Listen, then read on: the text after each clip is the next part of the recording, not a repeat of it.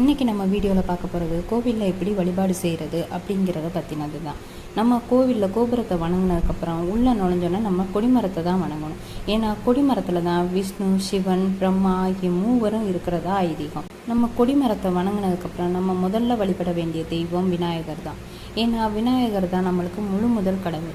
எந்த ஒரு வேலையை தொடங்குறதா இருந்தாலும் விநாயகரை வணங்கிட்டு செஞ்சால் தான் அது முழுமை பெறும்னு நம்ம எல்லாருக்குமே தெரியும். அதனால் நம்ம முதல்ல விநாயகரை வணங்கிட்டு அதன் பிறகு தான் மற்ற தெய்வங்களை வணங்கணும். நாம் விநாயகரை வழிபட்டுட்டு நேரடியாக சிவனை வணங்கக்கூடாது. சிவனை வணங்குறதுக்கு முன்னாடி நம்ம நந்திகேஸ்வரர் தான் வணங்கணும். கைலாயத்தில் அவர் தான் காவல் தெய்வமாக இருக்கார். அவர்கிட்ட வணங்கினதுக்கப்புறமா நம்ம சிவபெருமானை வணங்கினோம்னா நம்மளுடைய வேண்டுதல்கள் நிறைவேறுங்கிறது நம்பிக்கை.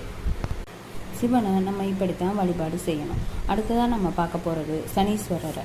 சனீஸ்வரரை எப்போவுமே நம்ம நேரடியாக நின்று தரிசிக்கவே கூடாது. அவருடைய பார்வை ரொம்ப உக்கிரமான பார்வை. அதனால் அவரை நேரடியாக நின்று தரிசித்தோம்னா அவரோட உக்கிர பார்வை நம்ம தாக்கும். அதனால் அவரை கும்பிடும்போது நம்ம ஓரமாக நின்று தான் கும்பிடணும். இந்த வீடியோ உங்களுக்கு பிடிச்சிருந்துச்சுன்னா சப்ஸ்கிரைப் பண்ணுங்கள், லைக் பண்ணுங்கள், ஷேர் பண்ணுங்கள். அதோட இந்த வீடியோஸை பற்றினா உங்களது கமெண்ட்ஸை எங்களுக்கு அனுப்புங்க. Thanks friends. Thanks for watching.